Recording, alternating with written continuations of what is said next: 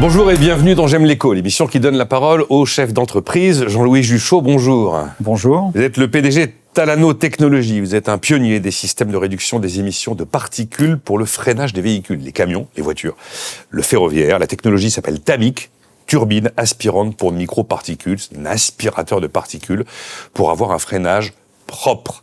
Vous êtes labellisé French Tech 2030, vous êtes labellisé Solar Impulse. Et alors, chose étonnante, c'est que intuitivement, on se dit, les particules fines, c'est l'échappement, et en fait, c'est bien pire le freinage. Ah oui, tout à fait, vous avez parfaitement raison. Pour vous donner juste un chiffre, les particules d'échappement sur un véhicule moyen, c'est 4 mg par kilomètre parcouru, c'est la réglementation Euro 6. Mais ce même véhicule moyen émet 20 mg sur ses freins. Donc oui, les particules de frein sont une pollution un petit peu inconnue, une pollution invisible, mais c'est une pollution extrêmement importante. Alors vous l'avez cité, la norme Euro 6. Là, le monde européen va basculer dans la norme Euro 7. Et cette norme Euro 7 est pour vous un game changer, comme on dit. Oui, exactement. Talano, c'est plus de 10 ans de recherche, développement, expérimentation, validation, etc. Et l'an dernier, en avril 2024, le Parlement européen a voté la nouvelle norme Euro 7. Donc c'est quelque chose qui va s'appliquer à l'ensemble de l'Europe. Et en particulier pour les véhicules lourds, qui est notre sujet du moment. Les poids lourds principalement. Poids lourds, bus. Oui. Cette norme s'appliquera à partir du 1er janvier 2030.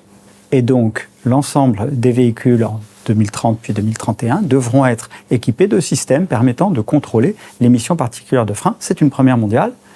Et nous avons la réponse technologique à apporter à ce problème qui est posé aux constructeurs. 10 ans de R&D, pendant lesquels il a fallu financer la recherche et développement, commencer à entamer des expérimentations. Vous aviez plutôt une position de bureau d'études. Là, à compter de 2026, avec cette norme Euro 7 qui va donc rendre impératif la diminution des particules lors des freinages, vous allez passer de la R&D pure à la production réelle et sérieuse. Oui, à partir de 2026, nous allons commencer à produire des systèmes en petite série, moyenne série, grande série. Le but étant de permettre aux constructeurs de poids lourds, comme je disais, d'équiper. Il y a à peu près 380 000 poids lourds qui sont fabriqués par an en Europe, donc c'est quelque chose de très significatif. Et au 1er janvier 2030, il faudra équiper tous ces poids lourds d'un système.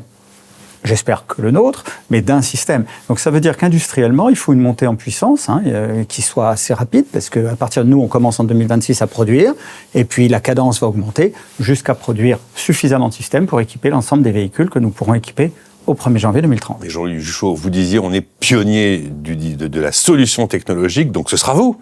En plus, c'est une solution technologique made in France. Alors, tout à fait, c'est une technologie complètement made in France. Nous détenons plus de 50 brevets sur ce thème-là, et nous sommes un des plus grands déposants de brevets au monde. Cette technologie française peut maintenant être déployée. Elle peut être déployée à l'échelle industrielle, en France, évidemment, en Europe, et aussi dans le monde. Nous avons une solution qui est mature, qui est industrialisable et qui commencera à être industrialisée à partir de l'an prochain. On pourrait même dire sur l'ensemble de la planète, parce que les problématiques de freinage sur un poids lourd en Europe ou un poids lourd aux États-Unis ou un poids lourd en Asie doivent être assez proches, assez cousines. Hein. Vous avez tout à fait raison. En fait, un frein égale un frein, si je peux m'exprimer ainsi. Un frein à disque, c'est un frein à disque. Ce sont des technologies qui sont dominées depuis des dizaines d'années et qui sont déployées sur l'ensemble de la planète. Un frein au Japon, sur un véhicule routier ou ferroviaire, ça sera le même qu'un frein en Europe. Donc notre technologie répond à une problématique européenne aujourd'hui, c'est une chose, mais elle répond à une problématique mondiale, en vérité, demain ou après-demain. Il faut se rappeler que, en règle générale, une réglementation euro est déclinée dans les 3 ans sur les grandes autres parties du monde. Bien sûr. Et alors, vous expliquiez donc la solution TAMIC, vous pouvez aller jusqu'à plus de 70% des particules émises lors du freinage qui sont intégralement aspirées par un filtre. Oui, recyclable en plus. Oui, alors, juste pour prendre le dernier mot, les particules de frein sont des particules métalliques. Bien sûr. Donc, ce qui est récupéré est recyclable. Nous, notre système fonctionne avec un principe d'aspiration par une turbine des poussières émises dans l'étrier, donc à l'intérieur.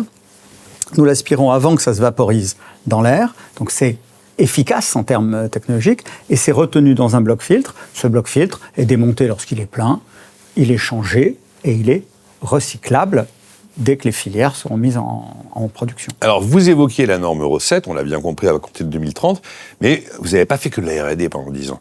avec, sous la norme Euro 6, vous avez aussi lancé des expérimentations. Oui, le monde de l'industrie du transport, que ce soit automobile, enfin poids lourd ou ferroviaire, nécessite beaucoup d'expérimentation. Alors, je vais vous donner un exemple. Nous avons fait plus de 2 ans d'expérimentation sur la ligne C du RER avec la SNCF. Parce qu'il y a le ferroviaire également, oui. Donc le ferroviaire, les voitures du RER, c'est un sujet évidemment de grande importance. Hein.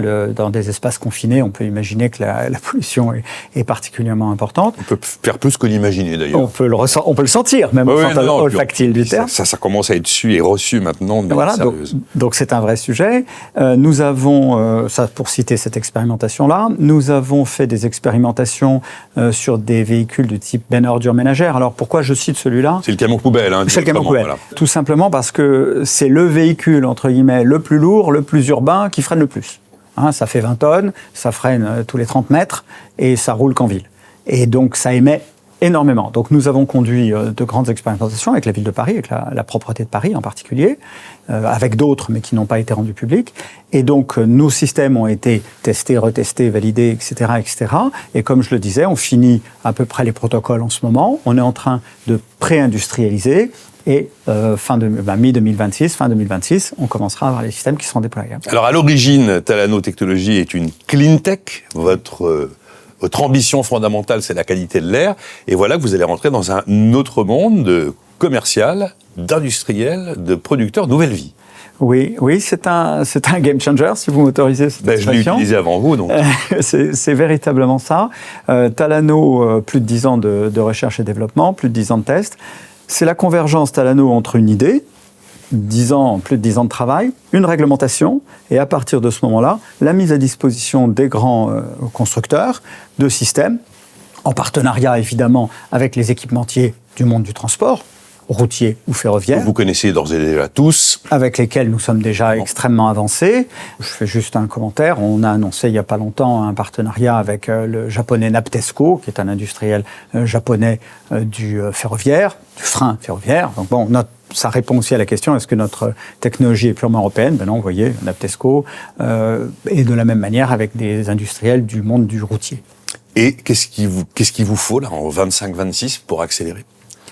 Alors en 25-26, pour accélérer, eh bien, il nous faudra, comme toutes les sociétés, comme toutes les startups qui sont en cash burn, un peu de cash. Donc nous allons conduire une augmentation de capital. Nous avons déjà un actionnariat particulièrement puissant, puisque nous avons des grands fonds et fidèles, impact. Visiblement. Oui, en plus, oui. Des grands fonds impact, très tournés vers la qualité de l'air, la qualité de l'eau, etc. Donc nous avons une base extrêmement puissante. Et nous allons refaire une nouvelle augmentation de capital pour avoir les moyens de financer ce déploiement industriel en Europe et ailleurs. Merci Jean-Louis Juchot, le PDG de Talano Technologies.